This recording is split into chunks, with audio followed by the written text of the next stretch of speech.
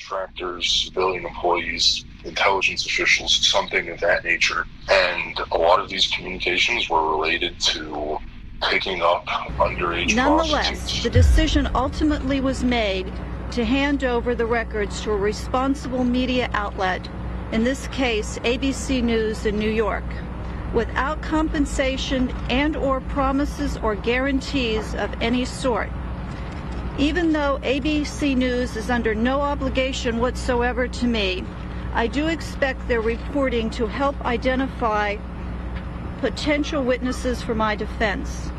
For me, this is an absolute necessity, since the government has placed me in the untenable position whereby I do not have sufficient monies to undertake this extraordinarily expensive task. Consequently, I would ask the press and the media to put aside the titillation of the who's who's list, at least in part, and instead investigate the disturbing genesis, the confounding evolution, and the equally alarming continuation of this matter. I believe there is something very, very rotten at the core of my circumstance, and without money to hire my own investigators, I must rely upon your acumen and talent here in the press and the media to uncover the truth.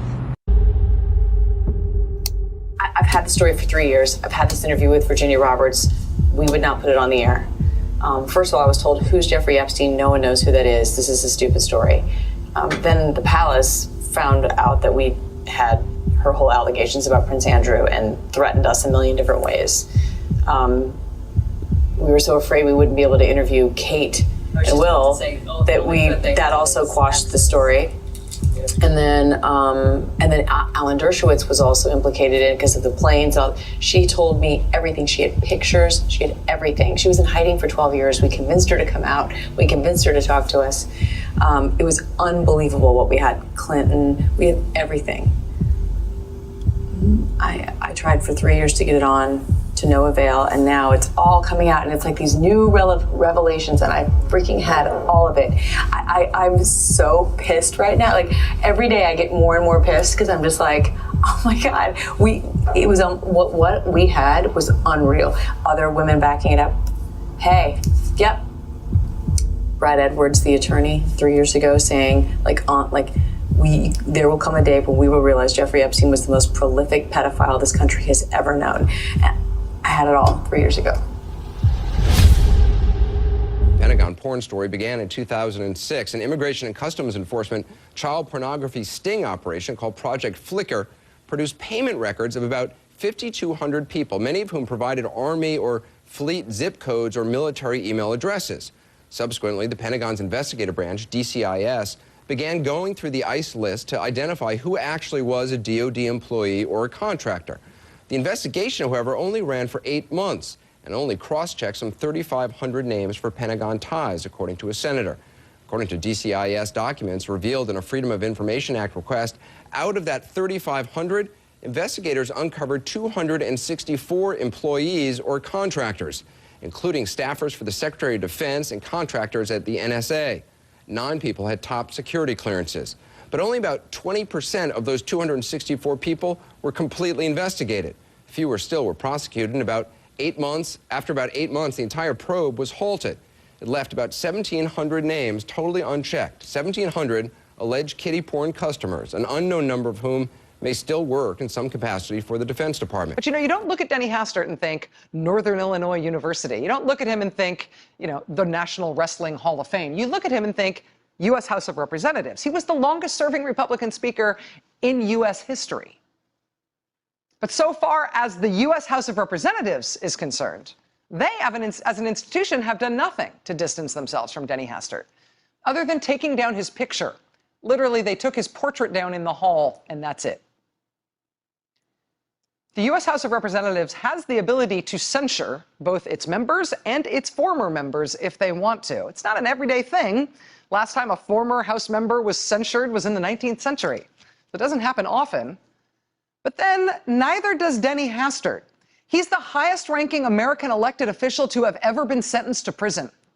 He's the only high-ranking American official to have been sentenced to prison after admitting in open court to being a serial child molester. This Denny Hastert thing is not a run-of-the-mill former member of Congress gone bad thing. He was the longest-serving ever Republican Speaker of the House, and it was not that long ago that he was Speaker. But since he has been convicted and sentenced to prison and given a report date, even as all these other institutions in the country have taken steps to disassociate themselves from him and make clear where they stand in relation to Denny Hastert, Congress, the House of Representatives, has said beep, nothing, no reprimand, no censure.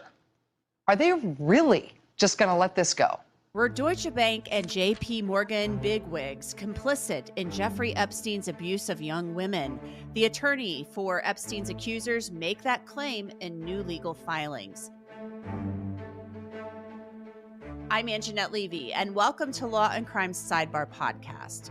The saga involving Jeffrey Epstein, it just seems like it's never, ever going away. Jeffrey Epstein, of course, is the convicted sex offender, but also a multimillionaire, maybe even a billionaire, who was accused by many women of treating them as sex slaves. So joining me to talk about these new claims being made in legal filings by the accusers of Jeffrey Epstein is Adam Klasfeld. He's the managing editor of lawandcrime.com and also the host of the Objections podcast produced by Law and Crime. So Adam, welcome back to Sidebar. Thanks for coming on.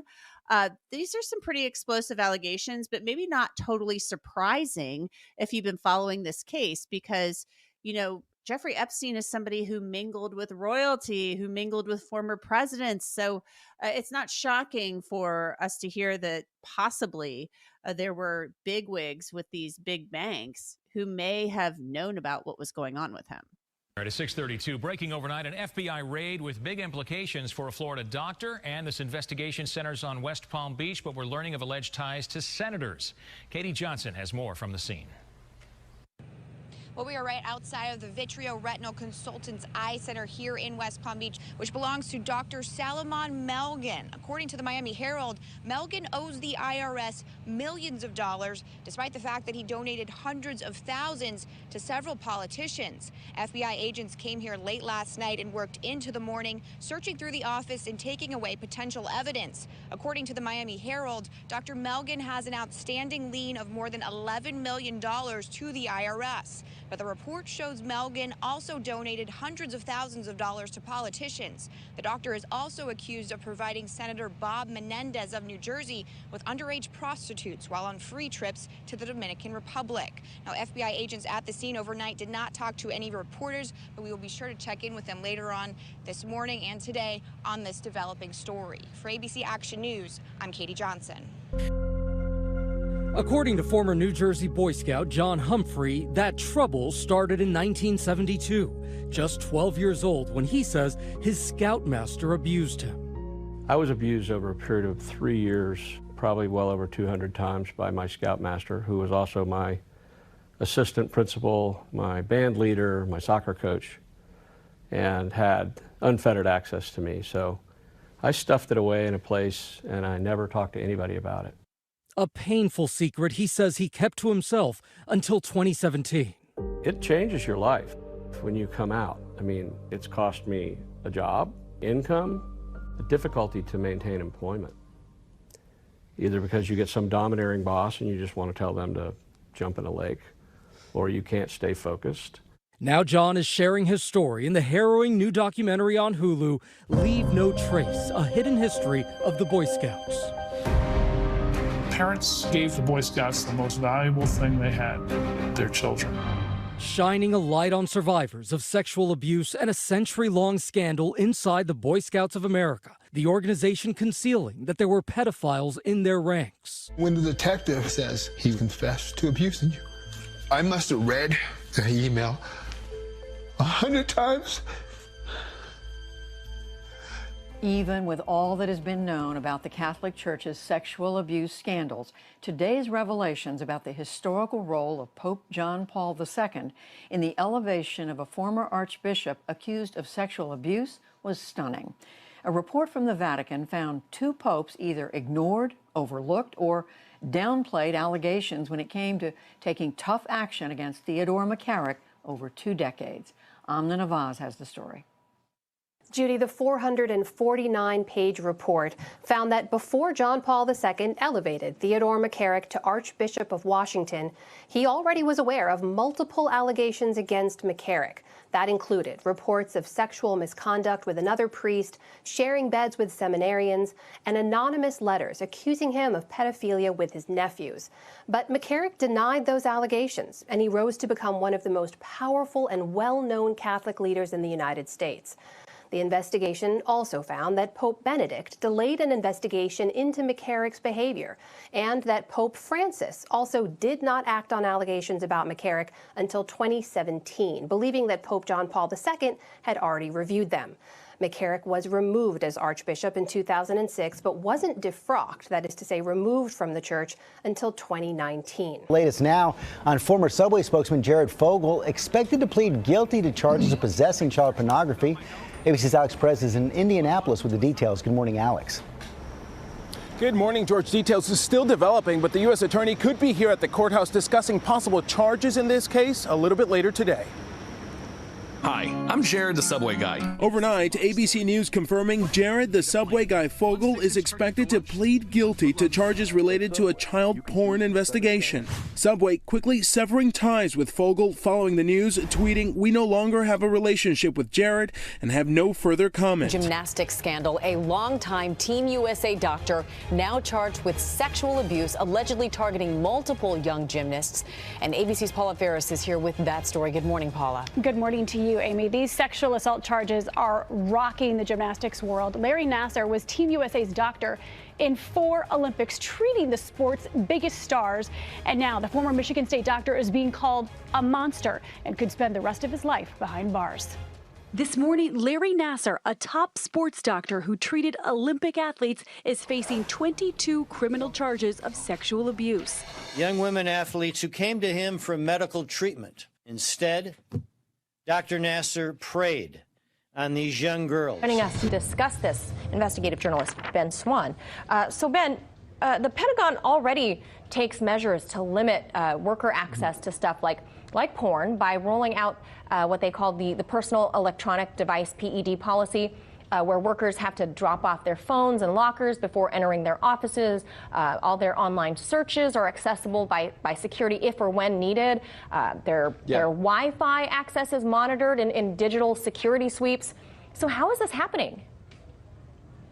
Well, it's happening because even though there is a certain amount of limitation on access, those who are working in the Department of Defense, clearly it appears to be thousands of individuals in the Department of Defense, are finding ways around this, specifically by using the Department of Defense IP addresses and also apparently peer-to-peer sharing within the department's network. So this study that was done on this issue, and it is pretty horrifying, Manila, to consider this. It shows that the Department of Defense ranked 19th out of almost 3,000 networks in terms of peer-to-peer sharing of child pornography. That is absolutely incredible. This bill attempts to essentially say, look, we're not doing enough to stop it from coming in, but we're also not doing enough in the Department of Defense to go after those individuals who are being recognized as the ones who are perpetrating this. So Congresswoman Abigail Spanberger is the co-author to this bill. She said this, quote, "The notion that the Department of Defense's network and Pentagon-issued computers may be used to view, create, or circulate such horrifying images is a shameful disgrace and one we must fight head-on." Mr. President, the senator from Illinois says that Congress hasn't acted in 2 decades. That's true. I haven't been here for 2 decades. He has. There is no excuse to not take action now. There is no excuse to not act on this problem when we know what the solution is. So listen, if the senator is saying today, if he's committing today to holding hearings and marking up a bill to toughen the child pornography laws, to make mandatory the sentencing guidelines, that's fantastic. I'll take him at his word. I look forward to seeing those hearings noticed and to seeing that markup noticed. And I hope it'll be forthcoming. I'm here to make a prediction. I think we'll be waiting a very long time. Because let's not forget. Now to a Fox 5 News alert. The now former mayor of College Park is expected in court this morning. He's charged with dozens of counts of child pornography. Maureen Ume this morning live in College Park with the latest for us. Mo?